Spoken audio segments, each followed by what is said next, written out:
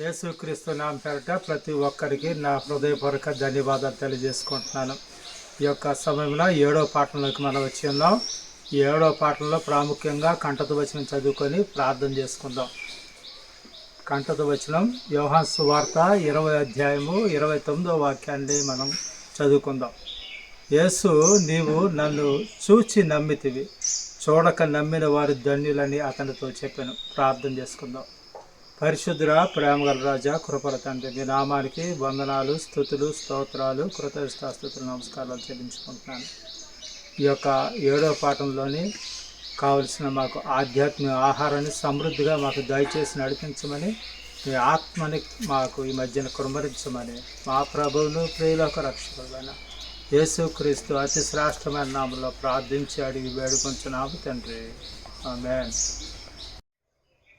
యోహాను గ్రంథంలో యేసును కలిసిన చాలామంది ప్రజలు గురించి మనం చదువుకున్నాం. కానీ ఈ ప్రజలు వేరు నమ్మకాలని మరియు అనుభవాలని చెందినవారు అనేటువంటిది ప్రాముఖ్యంగా తెలుసుకోవాలి. వారిలో ప్రతి మనిషి యేసును గూర్చి ఏదో ఒక విషయాన్ని తెలియజేయడం మనం చూడవచ్చు. ప్రభువును గూర్చి ఈ ప్రజలు ఏం చెప్పుచున్నారు అసలు ఒకసారి మనం పరిశీలిద్దాం. బాప్తిసం ఇచ్చి యోహాను ఏమంటున్నారంటే, యేసు వైపు చూచి ఇదిగో దేవుని గొర్రెపిల్ల అని చెప్తున్నాడు. అలాగే ఫిలిప్పు ధర్మశాస్త్రంలో మోషేయు ప్రవక్తలను ఎవరిని గూర్చి వ్రాసారో ఆయన కనుగొంటివి అని చెప్పి ఉన్నాడు. అంతేకాకుండా నతనయేలు, బోధకుడా నీవు దేవుని కుమారుడువు అని తెలియజేస్తున్నాడు. సమరయ స్త్రీ మాటలను కూడా చూసినట్లయితే ఈయన క్రీస్తు కాడా అని తెలియజేస్తుండగా, మరి సమరయులు అంటున్నారు, మా మట్టుకు మేము విని అంటున్నారు. సీమోను పేతురు కూడా తెలియజేసిన మాటలు చూసినట్లయితే, ప్రభా ఎవని వద్దకు వెళుదము, నీవే నిత్యజీవ మాటలు గలవాడు అని చెప్తుండగా, మార్త మట్టుకు చూసినట్లయితే ఆమె, అవును ప్రభా, నీవు లోకమునకు రావలసిన దేవుని కుమారుడు అయిన క్రీస్తు అని నమ్ముచున్నా అని ఆయనతో చెప్తున్నాను. మరి ఒక గుడ్డివాడిని చూసినట్లయితే యోహాను సువార్త 9వ అధ్యాయం 25వ వాక్యాన్ని గమనించినట్లయితే, నేను గుడ్డివాడిని అయి ఉండి ఇప్పుడు మాట్లాడుతున్నాను. పొంతి పిలాతు కూడా చూసినట్లయితే ఆయన మాటలు, ఇదిగో మీ రాజు మరియు ఆయన యందు ఏ దోషము నాకు కనబడలేదు అని తెలియజేస్తున్నాడు ఆయన. మరి తోమ మాటలు చాలా డిఫరెంట్గా ఉన్నాయి. నా ప్రభువా, నా దేవా అని అంటున్నాడు. ఈ మనుషులందరూ ఎవరు అని ప్రశ్న వేస్తున్నాడు. ఇంకా యేసుని గురించి వారి ఈ విషయాలు ఎందుకు తెలియజేస్తున్నారు? అసలు ఈ విధంగా ఉన్న తారతమ్యాలంటే మనం చూసినట్లయితే, ఇంకా the review and Herald July 24,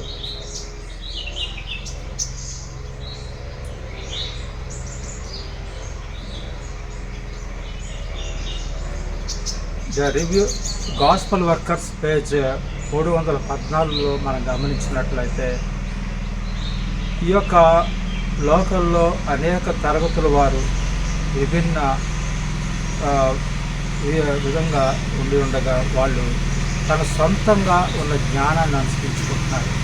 అసలు ఒక్కొక్కరు ఎంతో అహంకారంగా ఉండి వారు దేవుని యందు విశ్వాసం తరిక పేద అనేటువంటి తారతమ్యంతో ఉండి ఆయన ఆ సంఘంలో మరి యొక్క తారతమ్యాలు కలిగి ఉంటారు.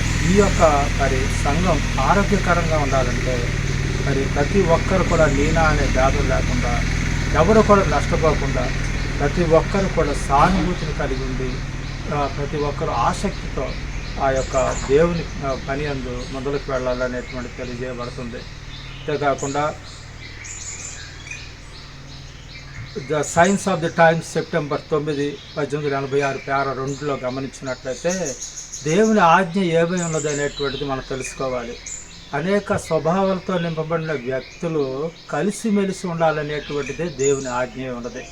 మరి అది ఎలా సాధ్యపడుతుందని మనం గమనించినట్లయితే, ఎటువంటి పక్షపాతాలు ఉండకూడదు, కఠినత్వం ఉండకూడదు. మరి సామరస్యంగాను సురక్షితంగాను ప్రతి ఒక్కరు కూడా తన స్వభావాలను కలిగి ఉంటే ప్రతి ఒక్కరు కూడా ప్రయోజనకరంగా ఉంటుందనేటువంటి తెలియజేయబడుతుంది. అంతేకాకుండా ఇంకా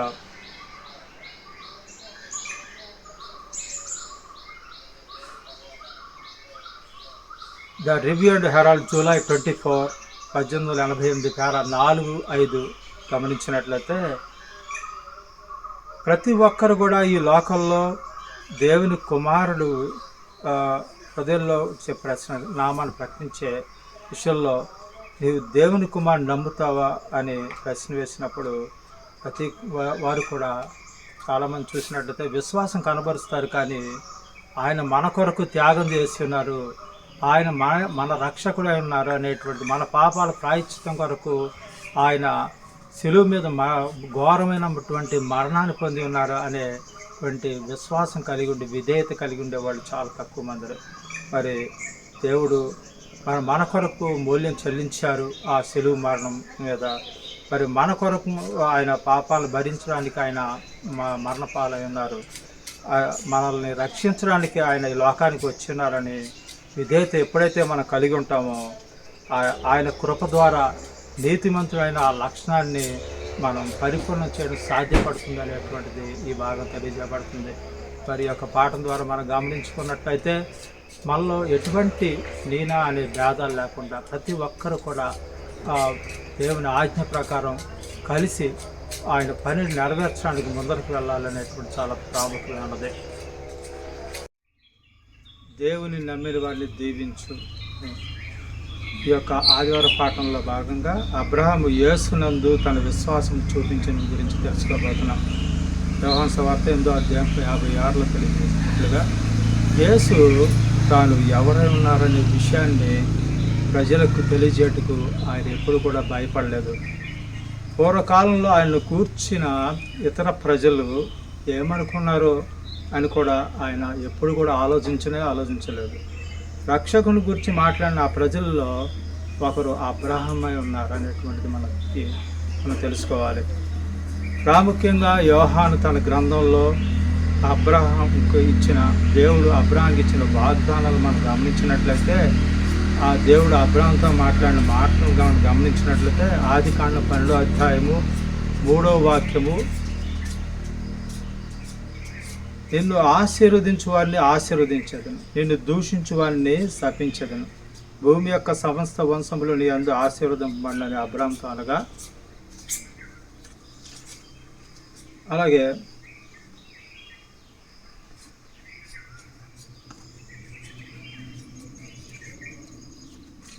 18వ అధ్యాయము 16-18 వాక్యాలు మనం చదువుకుందాం. అప్పుడు ఆ మనుషులు అక్కడ నుండి లేచి సొదొమ తట్టు చూచిరి. అబ్రహాము వారిని సాగనంపుటకు వారితో కూడా వెళ్ళాడు. అప్పుడు యెహోవా, నేను చేయబో కార్యము అబ్రహామునకు దాచెదనా? అబ్రహాము నిశ్చయంగా బలము గల గొప్ప జనమగును, అతని మూలముగా భూమిలోని సమస్త జనములను ఆశీర్వదింపబడును అని తెలియజేయబడుతుంది. ఇక ఆదికాండం 20 మత్తయి సువార్త 1వ అధ్యాయము 1వ వాక్యం కూడా చదువుకుందాం. మత్తయి సువార్త 1వ అధ్యాయము 1వ వాక్యము పరిశుద్ధ లేఖనాలు ఏమని తెలియజేస్తున్నాయో మనం చదువుకోవాలి. అబ్రహాము కుమారుడగు దావీదు కుమారుడైన యేసుక్రీస్తు వంశావళి. మరోసారి చదువుతున్నాం. అబ్రహాము కుమారుడగు దావీదు కుమారుడైన యేసుక్రీస్తు వంశావళి. అలాగే అపొస్తల కార్యాలు 3వ అధ్యాయము 25వ వాక్యాన్ని మనం చదువుకుందాం. ఆ ప్రవక్తలను దేవుడు అబ్రహాముతో, నీ సంతానమందు భూలోక వంశములన్నీ ఆశీర్వదింపబడినని చెప్పి మీ పితరులతో చేసిన నిబంధనకు మీరు వారసులై ఉన్నారు అని తెలియజేస్తున్నారు. మరి పరిశుద్ధ లేఖనాలలో ఈ యొక్క ప్రాముఖ్యంగా ఈ వాక్యాలు మనం చదువుకొని ఉన్నాం. ఈ యొక్క వాగ్దానాల ద్వారా దేవుడు అబ్రహాముని ఆయన సంతానాన్ని ఏ విధంగా ఆశీర్వదించారనేటువంటిది మనం తెలుసుకొని ఉన్నాం. యోహాను సువార్త 8వ అధ్యాయము 56వ వాక్యాన్ని మనం గమనించినట్లయితే, మీ తండ్రి అయిన అబ్రహాము నా దినము చూతునని మిగులు ఆనందించను, అది చూచి సంతోషించను అనేది. మరి ఇస్సాకు బదులుగా దహన బలి అర్పించడానికి దేవుడు అబ్రహామునకు ఒక పొట్టేలను అనుగ్రహించడం జరిగింది. మరి ఈ యొక్క సంతోషమైనటువంటి ఆనందించేటువంటిది మరి ఈ యొక్క కార్యాన్ని దేవుడు ఈ యొక్క ఎల్ఎన్జి వైట్ పితరులు మరియు ప్రవక్తల పూట 154లో కూడా మరి తెలియజేయడం జరుగుతుంది. తండ్రి అని దేవుడు తన కుమారుని వైపు చూచి పాపులైన మానవులతో తెలియజేసిన మాటలను మనం గమనించినట్లయితే, మీరు జీవించలాగున మీ పాపం నిమిత్తమై బదులుగా లేక మీ స్థానంలో మరణించుటకు నేను వేరొకరిని కనుగొంటున్నాను అని తెలియజేయబడుతుంది. మరి ఈ మాటలు బట్టి చూసినట్లయితే యూదా ప్రజల యొక్క తండ్రి అబ్రహామే ఉన్నారు. అతని బట్టి భవిష్యత్తులో భూమి మీద జీవించిన ప్రతి ఒక్కరు కూడా ఆశీర్వదింపబడతారు. దేవుడు అబ్రహాముకు వాగ్దానం చేసి ఉన్నాడు అనేటువంటిది, మన ఆయనయే దేవునియే ఇచ్చే రక్షకుడై ఉన్నారు అనేటువంటిది మనం తెలుసుకొని, ఆయన ద్వారానే ఈ రక్షకుడు జన్మించాడు అనేటువంటిది మన వాక్యాల ద్వారా, లేఖనాల ద్వారా గ్రహించి ఉన్నాం. మరి ఇంకా హెబ్రీయులకు రాసిన పత్రిక 11వ అధ్యాయము 8వ వాక్యం, 17వ అధ్యాయం 17 నుంచి 19 వాక్యాలు కూడా మనం గమనించినట్లయితే, హెబ్రీయులకు రాసిన పత్రిక 11వ అధ్యాయము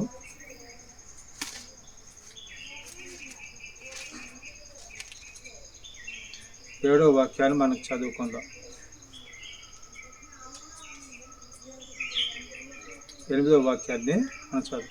అబ్రహాం పిలువబడినప్పుడు విశ్వాసం బట్టి ఆ పిలుపునకు లోబడి తాను స్వాస్థ్యముగా పొందలైన ప్రదేశములకు బయలువెళ్ళను, మరియు ఎక్కడికి వెళ్ళవలనో అది ఎరుగక బయలువెళ్ళను.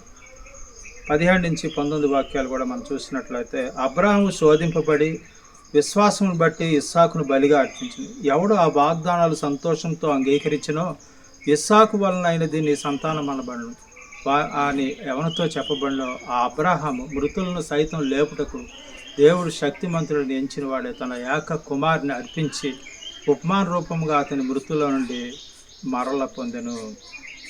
ఈ మాటలను బట్టి మనం చూసినట్లయితే ఈ యొక్క అబ్రహాము ఏ మాట కూడా వెనుతిరి దేవునికి ప్రశ్న వేయలేదు. ఆయన ఏ విధంగా చెప్పినారో ఆ విధంగానే బయలుదేరి ఉన్నాడు. మరి ఇంకా ఆయన ఎంతో బలమైన విశ్వాసం కలిగి ఉండి ఆయన కుమారుని విరుది ఆయన కుమారుని ఇచ్చి ఉన్నాడు. మరి దీన్ని బట్టి దేవుని ప్రణాళిక ఏమై ఉన్నదో మనం ఈ యొక్క అబ్రహాం చేసిన చర్య ద్వారా మనం తెలుసుకొనవచ్చు. యూదులకు యేసు ఇచ్చిన జవాబు ఏంటి అని మనం గమనించినట్లయితే, మీ తండ్రి అయిన అబ్రహాము నా దినము చూతునని మిగులు ఆనందించిన, అది చూచి సంతోషించినాను. అందుకు యూదా మత నాయకులు ప్రశ్న వేశారు, అబ్రహామును నీవు చూతువని నీవు ఎట్లు చెప్పగలవు? ఇప్పటికీ నీవు కనీసం 50 సంవత్సరాల వయసు కూడా నీకు లేదు కదా అని ప్రశ్న వేశారు. అందుకు యేసు ఇచ్చిన ఆశ్చర్యకరమైన జవాబును మనం గమనించినట్లయితే, అబ్రహాం పుట్టక మునిపే నేను మీతో ఉన్నానని మీతో నిశ్చయముగా చెప్పుచున్నానన్ను. మరి ఈ యొక్క మాటల్లో యోధా నాయకులు అర్థం చేసుకున్నారు, కానీ ఆ మాటలు ఎందుకు ఇదే చూపించక ఆయన మీద రాళ్ళు రువ్వటానికి సిద్ధపడ్డారు. మరి ఇంకా ఈ యొక్క పాఠంలో గమనించినట్లయితే క్రీస్తు ఆబ్జెక్ట్ లెసన్స్ పేజ్ 401లో మనం గమనించినట్లయితే, భక్తిహీనులు నీతిమంతులుగా తీర్చువాని యందు విశ్వాసం ఉంచువాడు అతని విశ్వాసం నీతిగా పరిగణించబడును అని తెలియజేయబడుతుంది.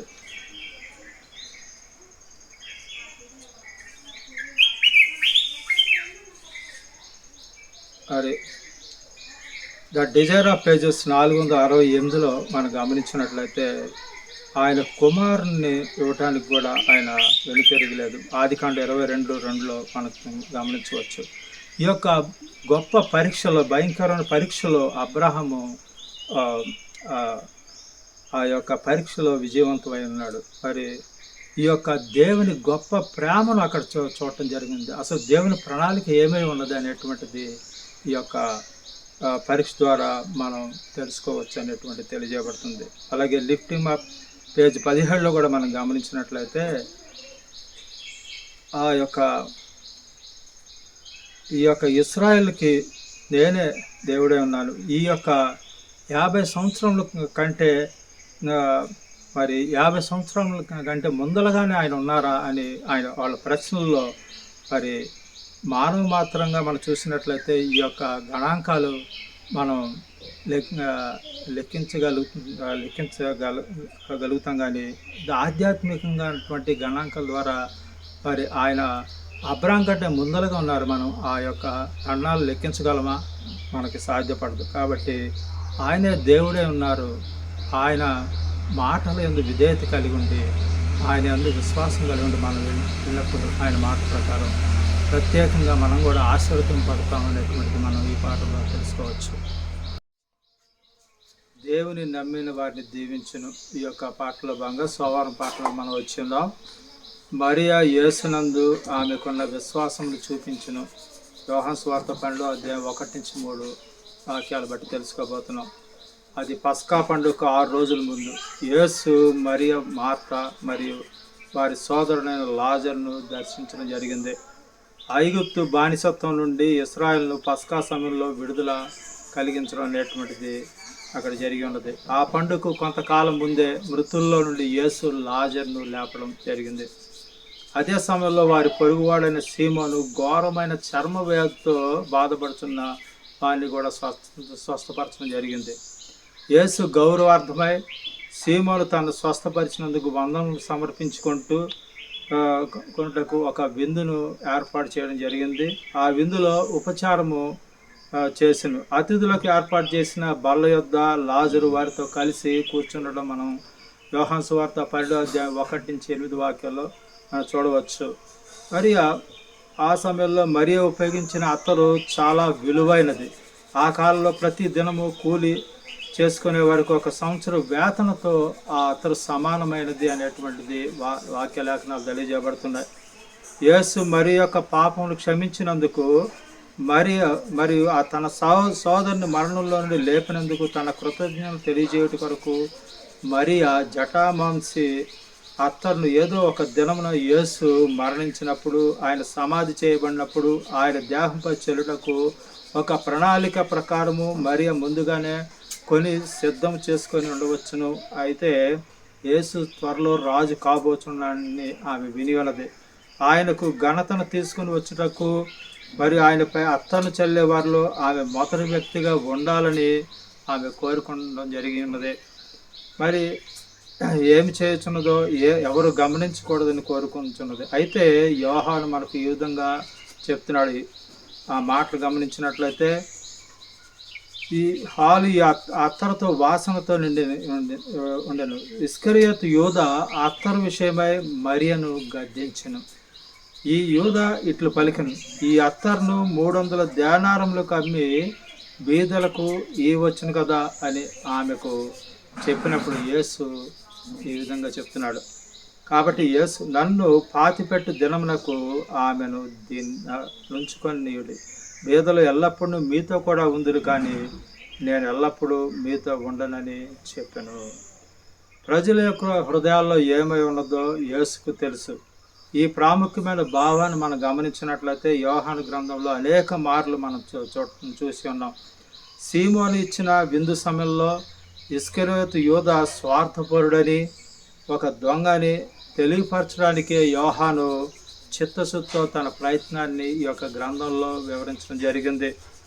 మరి ఇస్కరియోతు యూదా ఎలాంటి వాడు అనేటువంటిది ఈ యొక్క యోహాను రాసిన గ్రంథంలో మనం తెలుసుకున్నాం. మరి మన హృదయంలో ఏమై ఉన్నదో యేసు ప్రభువారికి తెలిసే ఉన్నది. పరిశుద్ధ జీవితం అనేటువంటిది మనం కలిగి ఉండాలనేటువంటిది చాలా ప్రాముఖ్యంగా తెలియజేయబడుతుంది. మరి ఎర్లీ రైటింగ్స్ పేజ్ 165లో మనం గమనించినట్లయితే శిష్యులతో కలిసి పస్కా విందు తిన్న సమయానికి మరి సాతాను యోధాను మోసగించడం జరిగింది. అతను హృదయం ఎప్పుడు కూడా అతను పరిచయం ద్వారా అతనితో ఉన్నాడు, మెస్సియా ఆ సాక్ష్యానికి లొంగి ఉన్నాడు అనేటువంటిది తెలుసుకొని ఉన్నాడు సాతాను. కానీ యోధా అత్యాశ గలవాడు, ఇంకా ఆయన బలహీనతలు గమనించాడు. అక్కడ డబ్బును ప్రేమించేవాడు, ఖరీదైన లేఖనంపై ఈ కోపంతో ఫిర్యాదు చేసేవాడు అని ఈయన యొక్క బలహీనతలు కూడా గుర్తించి ఆ యొక్క ప్రలోభాలకు ఎంతో గురి చేయటం జరిగిందని ఈ పాఠం తెలియజేస్తుంది. ఇంకా గమనించినట్లయితే the desire of pages page 558, 560లో మనం కూడా గమనించినట్లయితే మరియ చేసిన ఈ యొక్క ఆ పాదాలను కడగటం, ఆ యొక్క అత్తరును తల మీద పోయటం, ఇదంతా కూడా పరిశుద్ధ పూర్తిగా ఆ హృదయాన్ని సమర్పించుకోవడం అనేటువంటిది ద్వారానే ఆ పరిశుద్ధాత్మ ప్రణాళిక అనేటువంటిది తెలియజేయబడుతుంది. పరిశుద్ధాత్మ నడిపింపు ఉంటుంది. ఎప్పుడైతే మన హృదయాల్ని పూర్తిగా సమర్పించుకుంటామో దేవునికి, ఈ యొక్క పరిశుద్ధాత్మ నడుపుదల ఉంటుంది అనేటువంటిది ఈ పాఠం తెలియజేయబడుతుంది. ఇంకా మనం గమనించినట్లయితే సైన్స్ ఆఫ్ ది టైమ్స్ మే 25, 1888, 1989లో కూడా మనం గమనించినట్లయితే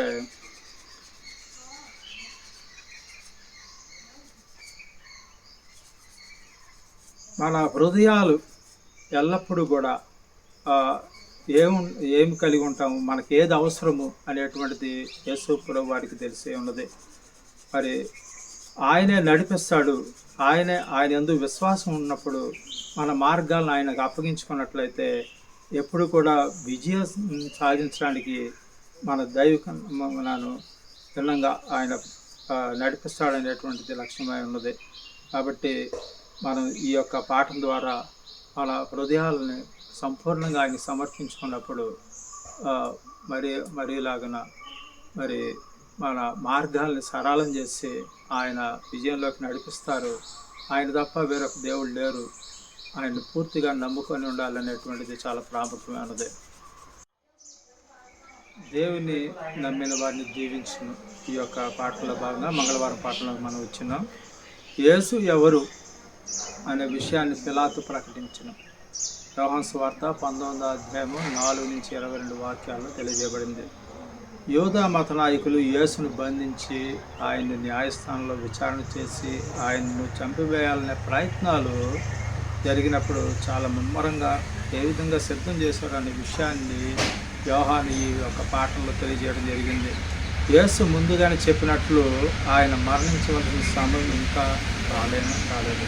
కనుక ఆ నాయకులు వారి ప్రయత్నాల్లో విఫలం పొంది ఉన్నారు. అయితే ఇప్పుడు యేసు మరణించవలసిన సమయము ఆసన్నమైంది. గెత్సెమనే వనములో సైనికులు యేసును బంధించి ఉన్నారు. సైనికులు యేసును అన్న యొద్దకు, అటు తరువాత కైపా యొద్దకు మరియు ఉన్నత శ్రేణికి చెందిన యూదా ఆధ్యాత్మిక నాయకుని యొద్దకు తీసుకొని వెళ్ళడం జరిగి ఉన్నది. అటు తరువాత సైనికులు యేసును పిలాతు యొద్దకు 2 సార్లు తీసుకొని వెళ్ళటం మనం లేఖనాల ద్వారా గమనించవచ్చు.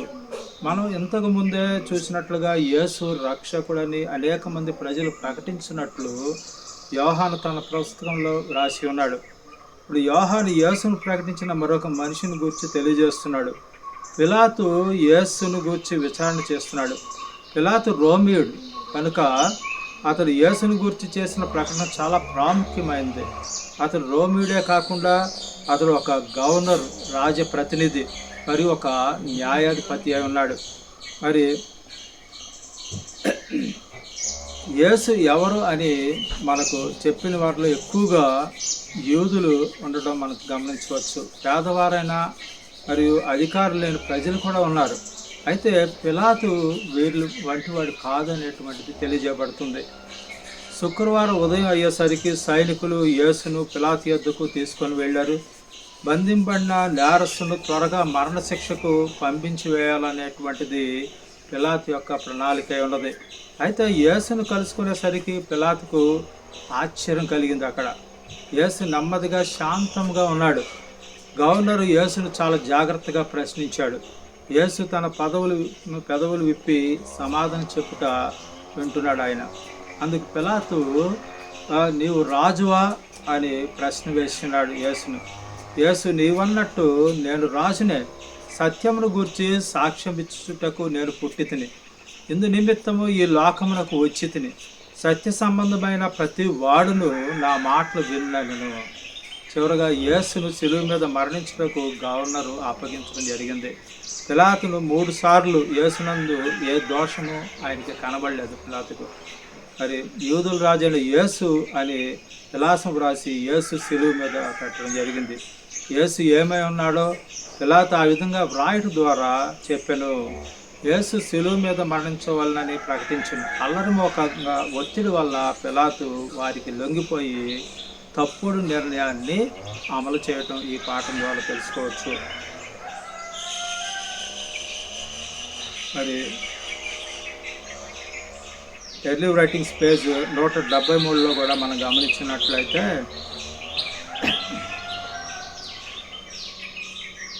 యేసు సామాన్యుడు ఆడని పిలాతు నిర్ధారించబడ్డాడు. అతడు ఒక అద్భుతమైన పాత్ర కలిగి ఉన్నాడు అనేటువంటిది, ఆయన పూర్తిగా నిర్దోషి, ఆయనకి ఎటువంటి ఏ పాపం లేనివాడు అని పిలాతు తెలుసుకొని ఉన్నాడు. అది ఈ యొక్క యూదులు యేసు తన భార్య కానీ అతని వద్ద ఉన్న ఈ యొక్క దూతలు కానీ అందరూ కూడా ఆ యొక్క ఆయన ఎందు ఏ యొక్క తప్పు లేదని వాళ్ళు ఒప్పుకొని ఉన్నారు. మరి ఆయన్ని విడిపించడానికి కృషి చేయడం జరిగింది. మరి ఇంకా డిజైర్ ఆఫ్ పేజెస్ పేజ్ 738, 745 వాక్యాలు కూడా గమనించినట్లయితే మరి యూదుల రాజు ఆయనే అని, మరి ఈ యొక్క క్రీస్తు సిలువ వేయబడిన స్థలం నగరానికి సమీపంలో ఉంది కాబట్టి వేలాది మంది ప్రజలు జెరూసలేంలో ఉండటం, మరి నజరేయుడైన యేసు మెస్సీ అని ప్రకటించడం, ఇది సత్యమై ఉన్నది అనేటువంటిది మనం గ్రహించుకొని ఆయనే యూదుల రాజు, ఆయనకి దగ్గర ఏ పాపం లేదు, ఆయన యందు ఏదైతే మనం తప్పుడు నిర్ణయాలు తప్పుడు ఆలోచనలు వాటిని అన్నింటినీ మనం తీసుకొని ఆయన మన కొరకు ఈ లోకానికి వచ్చి మన పాపం నిమిత్తమే ఆయన బలియాగం అయి ఉన్నాడని, ఆయనే గొప్ప రాజని, యూదుల రాజని మనం తెలుసుకొని ఆయనందు ఒక గొప్ప ఆ సత్యాన్ని నమ్మి ఆయన సాక్షులుగా ఉండాలనేది చాలా ప్రాముఖ్యమైనది. దేవుని నమ్మిన వారిని దీవించును ఈ యొక్క పాటలో భాగంగా బుధవారం పాటలకు మనం వచ్చి ఉన్నాం. తోమా యేసునందు తనకున్న విశ్వాసమును పంచుకున్నాడు. యోహాను సువార్త 20 అధ్యాయము 19-31 వాక్యాలులో ఈ విధంగా రాయబడి ఉన్నది.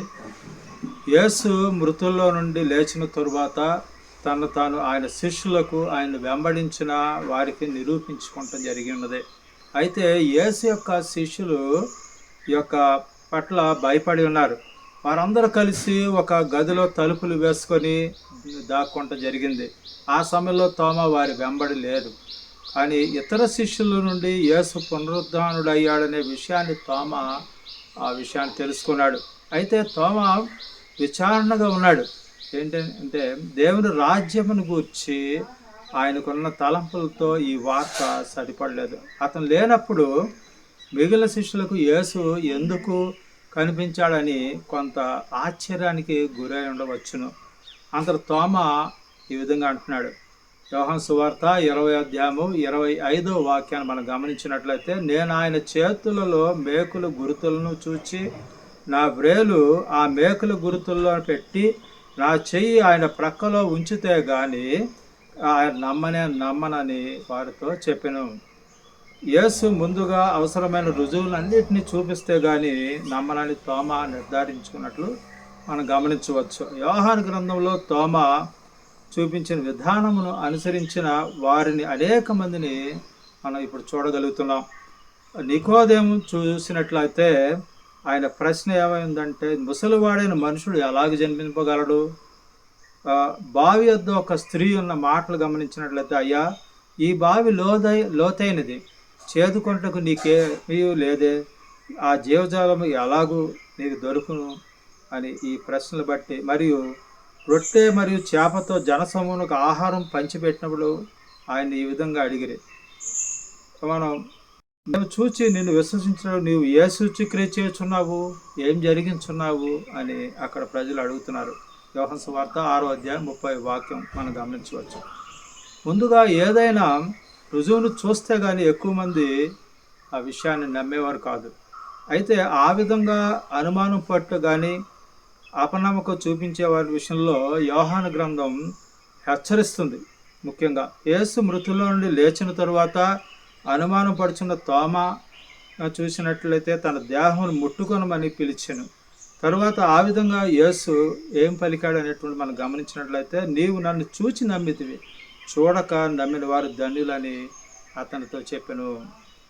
మనం ఈ యొక్క పాఠంలో కనబరిచే విశ్వాస విషయంలో రుజువు మనకు చూపించకుండా నమ్మాలని దేవుడు మనల్ని అడగట్లేదు, కానీ దేవుడు మనకి ఇచ్చే రుజువు ఆయన జీవితంలో ఉన్నది. ఆయన ప్రేమలోనే బైబిల్లోనూ ఉన్నది. కాబట్టి ఇవన్నీ మనం ఆయనను నమ్ముటకు అనేకమైన మంచి కారణాలు అనేటువంటిది ఆయన గురించి ఉన్నవని అనేటువంటి తెలియజేయబడుతుంది. అయితే దేవుడు మాత్రము అనుమానం కలిగించే కారణాలు తీసివేయడు, కానీ అందుచేత దేవుడు మనకి ఇచ్చే రుజువునందు మనం ఎప్పుడు కూడా విశ్వాసం ఉండాలనేటువంటిది మనకు తెలియజేయబడుతుంది. ఈ యొక్క క్రీస్తు యొద్దకు మెట్లు పుట 105లో ఈ భాగం తెలియజేయబడుతుంది. మరి ఇంకా మనకు విశ్వాసం కలిగి ఉండడం ముందే తనకు తానే చూపించుకోవాలి, మనం దేవుణ్ణి అడుక్కోవడదు అనేటువంటిది కూడా తెలియజేయబడుతుంది.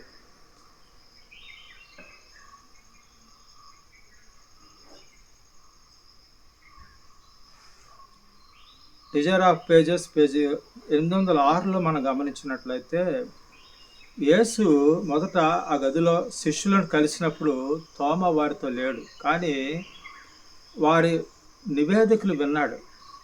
తోమ యేసు లేచాడనేటువంటి రుజువును కూడా కలిగి పొంది ఉన్నాడు. ఆ అవిశ్వాసము అతని హృదయాన్ని నింపాయి. మరి అతని సోదరులు చూసి ఉన్నారు. మరి యేసు ఈ యొక్క the desire of pages page 806లో మనం గమనించినట్లయితే, యేసు మొదట గదిలో శిష్యులు కలిసినప్పుడు తోమ వారితో లేడు, కానీ వారి యొక్క నివేదికలు విన్నాడు, కానీ ఆ రుజువును అవిశ్వాసంతో అతని హృదయం నిండిపోయి ఉన్నది. శిష్యులు చెప్పిన మాటలు విని తీవ్ర నిరాశలోకి ఉన్నాడు. మరి ఇంకా ఈ యొక్క టెస్టిమోనీస్ ఆఫ్ చర్చ్ సంపుటి 2 పేజీ 696లో కూడా గమనించినట్లయితే, శిష్యులు చెప్పిన అన్నీ కూడా తోమ ఆ యొక్క వాటివన్నిటిని కూడా విన్నాడు, కానీ ఆయన ఇంకా అవిశ్వాసాన్ని కలిగి ఉన్నాడు. అందుకు యేసు అన్న మాటలు గమనించినట్లయితే, బాబా నీవు నన్ను చూసినందుకు నీవు నమ్మితివి, చూడకుండా నమ్మిన వారు ధన్యులు అని తెలియజేయడం జరుగుతుంది. మరి ఇంకా డిజైర్ ఆఫ్ పేజెస్ 808లో కూడా గమనించినట్లయితే, ఈయన పూర్తిగా తోమ సందేహంతో నింపబడి ఉన్నాడు. మరి ఇంకా అవిశ్వాసంలో చీకట్లో నడుస్తున్నాడు. గొరుగులు ఫిర్యాదు చేయటం, సందేహాలతో పూర్తిగా నింపబడి ఉన్నాడు. మరి ఈ యొక్క ఆ యొక్క సమయంలో యేసు ప్రభు వారు చూపిన ఆ యొక్క తన ఉదారమైన ప్రేమ ఎంతో గొప్పది. ప్రేమ దయతో సిలువబడిన రక్షకునిగా ఆయన వెల్లడి చేసుకున్నారు. కాబట్టి ఈ పాట ద్వారా మనం ప్రాముఖ్యంగా ఆయనే రక్షకుడే ఉన్నారు, ఆయన ప్రేమ ఎంతో గొప్పదై ఉన్నది అనేటువంటి మనం తెలుసుకొని, ఆయన ప్రేమ గల ఆ దయగల కరుణ గల పాత్రను మనం కూడా కడిగి ఉంటే తప్పకుండా ఆ సందేహాలు ఏది కూడా లేకుండా తోమవలే మనం కూడా పూర్తిగా విశ్వసించి సాక్షులుగా ఉంటామనేటువంటి భయపడుతుంది. దేవుని నమ్మిన వారిని దీవించును. ఈ యొక్క పాటలో భాగంగా గురువారం పాఠంలోకి మనం వచ్చిందాం. యేసును గురించి, కథనం గురించి మత్తయి సువార్త 24:2 తెలియజేయబడినట్టుగా మనం ఈ యొక్క సమయం తెలుసుకోబోతున్నాం. యేసు ఈ లోకానికి వచ్చినప్పుడు ఎన్నో అద్భుత కార్యం చేసి ఉన్నారు.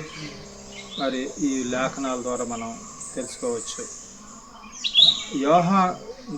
యోహాను యేసు యొక్క జీవితానికి సంబంధించిన శక్తివంతమైన వృత్తాంతాన్ని తెలియజేయడం జరిగింది. చరిత్రకు వెళ్ళి గత కాలంలో యేసు మరియు బైబిల్ రచయితలు చేసిన వాగ్దానాలు ఏ విధంగా నెరవేరినో కూడా మనం ఒకసారి చూసినట్లయితే, యెరూషలేములోని దేవాలయం నాశనం చేయబడినని యేసు చెప్పి ఉన్నాడు. యేసు శిష్యులు ఆయన వెంబడించి వారు లోకమందంతటా సువార్తను ప్రకటిస్తారని వాగ్దానం చేసి ఉన్నాడు. మత్తయి సువార్త 24:14. క్రైస్తవ సంఘంలో ఏర్పాటువాదం పెరిగిపోతుందని, అనేక మంది క్రైస్తవ సంఘం నుండి చెదిరిపోతారని కూడా పౌలు ప్రచురించడం మనం గమనించవచ్చు. 2 తెస్సలోనికీయులకు రాసిన పత్రిక 2:3లో తెలియజేయబడినది. ఈ భూమి దుష్టత్వంతో కొనసాగే స్థలముగా ఉండడం మనము చూడవచ్చును. అది యేసు చెప్పినట్లుగా జరుగుతున్నది అనేటువంటిది మత్తయి సువార్త 24:6-8 గమనించవచ్చు. యేసు ఈ లోకంలో జీవించిన కాలంలోనే ఆయన పరిచయం చేసిన దినములలో ఆయన్ను వెంబడించిన వారి సంఖ్య బహు స్వల్పమైనది. ఆ దినములలో వారు చూపిన విశ్వాసం బట్టి ప్రజలు వారి మీద దాడులు చేసి గాయపరిచేవారు. అట్టి ఘోర పరిస్థితుల్లో క్రీస్తును వెంబడించే వారి సంఖ్య పూర్తిగా కనుమరుగై ఉండవలసిందే, కానీ ఆ విధంగా జరగలేదు. మనం కూడా నేడు తెలుసుకున్నట్లుగానే నాటి క్రైస్తవుల్లో బైబిల్లో ప్రవచించబడిన అన్ని విషయాలు నెరవేరాయి అని వారి ఎట్లు తెలుసు. అయితే వారు తెలుసుకున్నారు, తనను వెంబడించిన వారు ఈ లోకమందంతటా సువార్తను ప్రకటిస్తారని చేసిన యేసు వాగ్దానంలో మన విశ్వాసం కూడా అందులో భాగమై ఉన్నదనేటువంటిది మనం తెలుసుకోవాలి. నేడు 2000 సంవత్సరములు తరువాత ప్రజలకు మనం యేసుని గురించి చెప్పగలుగుతున్నామంటే పూర్వకాలంలో ఆయన ఏం చేసినో దానిని నేడు మనం చేయగలుగుతున్నాం. యేసును నమ్ముటకు గల కారణాలు ప్రజలు నేడు చెప్పగలరు, కానీ వారిచ్చే కారణాలు అందరికీ సహాయపడే విధంగా ఉండవచ్చు. అయితే మనం యేసుని గూర్చి మనం నేర్చుకోవాలి. బైబిల్ చదివి యేసుని గురించి మనముగా నేర్చుకోవచ్చు, కానీ బైబిల్లో ఉన్న జ్ఞానం గ్రహించుటకు పరిశుద్ధాత్మ సహాయం చేస్తాడనేటువంటిది చాలా ప్రాముఖ్యమైనది. యేసును రక్షకుడిగా అంగీకరింపచేయను ఆయనే. కాబట్టి యేసుని గురించి ప్రచురించుటకు మనలో ప్రతి వారికి ఒక వృత్తాంతం అనేటువంటిది కలిగి ఉన్నది. అయితే ముందుగా ఈ యొక్క దేవునితో బాంధవ్యం అనేటువంటిది కలిగి ఉండాలనేటువంటిది చాలా ప్రాముఖ్యమైనది. మృతులు లేచినట్లుగా మన వృత్తాంతులు ఆశ్చర్యంగా ఉండలేకపోవచ్చు, కానీ పుట్టుకతోనే గుడ్డివానిగా ఉన్న వారికి చూపు అనుగ్రహింపలేకపోవచ్చు. అయితే యేసు ఒక స్నేహితుడై ఉన్నారు కనుక తెలుసుకోవచ్చు, అది మనం ప్రకటించగలం అనేటువంటి చాలా ప్రాముఖ్యమైనది. మరి ఈ యొక్క the review and Herald October 22 the Spirit of Prophecy సంపుటి 2 పేజీ 395లో గమనించినట్లయితే యేసు గురించి ఈ యొక్క బైబిల్లో అనేక మంది కూడా చెప్పిన మాటలు మనం గమనించిన పరిశుద్ధాత్మ ద్వారా ప్రేరేపించిన మాటలు మనం గమనించినట్లయితే ఆయనే గొప్ప రాజు ఉన్నాడు, యోధా గోత్రానికి చెందిన వాడని, మెస్సియా ఆయనే అని, సైన్యములకు ప్రభు అయిన దేవుడని, మరి దేవుని గొర్రెపిల్లని తెలియజేయడం జరిగింది. మరి తండ్రి నుంచి పంపబడిన స్వరాన్ని మనం గమనించినట్లయితే ఆయనే ప్రియకుమారుడు, ఆయనందు నేను ఆనందించినాను అని తెలియజేయబడుతుంది. The review and Herald October 22, 1889 10లో గమనించినట్లయితే దేవుని వాక్యంలో మనకు గొప్ప రక్షణ సూత్రాలు ఉన్నాయి. అవి మన నిత్య సంక్షేమానికి సంబంధించినవి. మరియు మన ఆత్మలు దేవుని ప్రేమతో ప్రకాశవంతంగా ఉండాలి, ఆయన స్తుతించడానికి మనం సిద్ధంగా ఉండాలి. క్రీస్తు విశ్వాసం ద్వారా మన హృదయాలు స్థిరంగా ఉండాలి. తద్వారా మనం అతని గురించి నేర్చుకోవడం, అతనితో కలిసి పనిచేయడం జరుగుతుంది. మన జీవితంలోని ప్రతి చర్యలో ఆయన మహిమకు సాక్ష్యం ఇవ్వటానికి దేవుని సహాయం ద్వారా మనం ఐక్యంగా ముందుకు సాగాలనేటువంటి చాలా ప్రాముఖ్యమైనది. అంతేకాకుండా ది గాస్పెల్ హెరాల్డ్ ఆగస్ట్ 1, 1900 పారా 2లో మనం గమనించినట్లయితే క్రీస్తుకు విధేయత చూపటం మరియు ఆయన గురించి సాక్ష్యం ఇవ్వటం అనే అతి ప్రాముఖ్యమైన పని మనకు ఉంది అనేటువంటిది మనం తెలుసుకోవాలి. ఆయన తన శిష్యులతో కూడా నా గురించి సాక్ష్యం ఇవ్వండి, ఎందుకంటే మీకు మొదటి నుండి నాతో ఉన్నారని తెలియజేస్తున్నాడు ఆయన.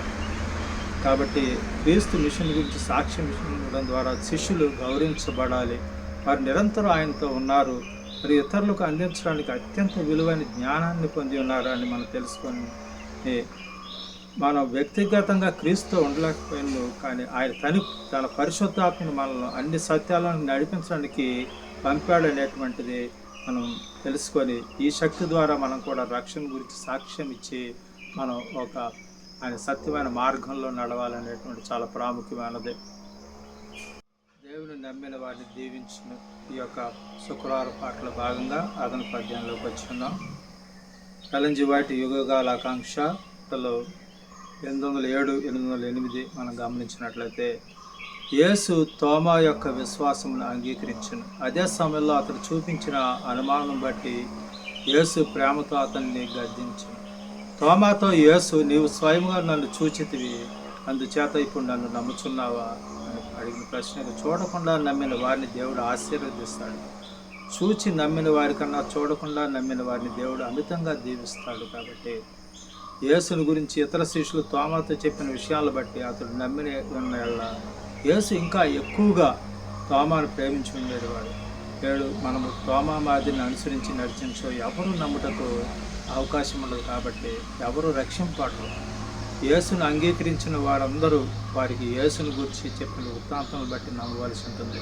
కాబట్టి అనేక మంది ప్రజలు అనుమానించరు, అపనమ్మకం చూపుతారు. తోమాకు లభించిన రుజువు వలె మనకు లభించో యేసును గూర్చి నమ్ముటకు, ఆయన్ను గూర్చి అర్థం చేసుకుంటకు అవకాశాలు మెండుగా ఉంటాయి. కాబట్టి అనుకునేవారు చాలామంది కలరు. కాబట్టి అట్టి ప్రజలకు రుజువులు వారి వద్దనే ఉన్నవన్న విషయాన్ని గ్రహించరు. తోమా వలన యేసును నమ్ముటకు చాలామంది వేచి ఉందరు. దేవుడు వారికి కలిగిన అనుమానాలు నివృత్తి చేయాలని కోరుకుంటారు. అయితే వారు కనుక వేచి చూస్తే వారికి ఎన్నటికీ విశ్వాసం కలుగదు. అట్టువారు అనుమానం అనే విత్తనాలు నాటుతారు. కాబట్టి వారికి విశ్వాసం కలుగుటకు అవసరమైన శక్తి వారిలో ఉండదనేటువంటి తెలియజేయబడుతుంది పాఠం. మరి అబ్రాహము తోమాల మధ్య మనం ఈ యొక్క పాఠంలో తేడాలు గమనించుకున్నట్లయితే అబ్రాహాము దేవుని నమ్మని అది అతనికి నీతికి ఎంచబడి, తోమా ఇంకా అపనమ్మిక అనే పంటతో నింపబడి ఉన్నాడు. కాబట్టి ఈ యొక్క పిలాతును కూడా గమనించినట్లయితే ఆ యొక్క ఉద్దేశం ఏ విధంగా ఉన్నది మనం తెలుసుకుంటున్నాం. కాబట్టి ఈ పాఠం ద్వారా మనం ఇంకా ఆయన మనం అపనమ్మికతో ఉన్నామా, ఇంకా సందేహిస్తున్నామా? మనం ఈ కడవరి దినాల్లో ఉండగా మనం దేవుని యందు నమ్మిక అనేటువంటి చాలా ప్రాముఖ్యమైనది. ఆ యొక్క బలహీనతలతో నింపబడి ఉన్న తోమను చూసినట్లయితే ఆ యొక్క సాతానుడు ఆ బలహీనతలు గుర్తించి ఆ యొక్క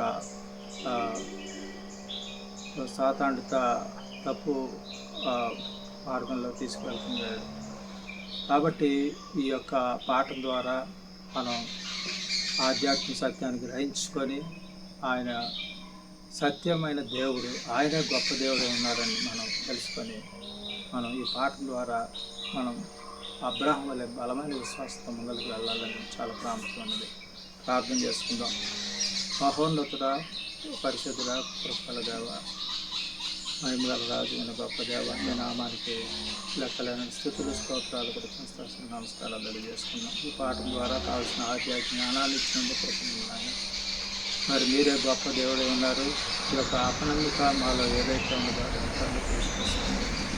ఈ యొక్క మాట యందు బలమైన విశ్వాసంతో ముందుకు నడిపించమని, మమ్మల్ని ఆధ్యాత్మిక బలపరచమని, మమ్మల్ని రాజ్యంలో జ్ఞాపకం చేసుకొని మా ప్రభువును ప్రియులోక రక్షకుడైన యేసుక్రీస్తు అతి శ్రేష్టమైన నామములో ప్రార్థించాడు ఈ వేడుకొంచున్నాము తండ్రి. ఆమేన్.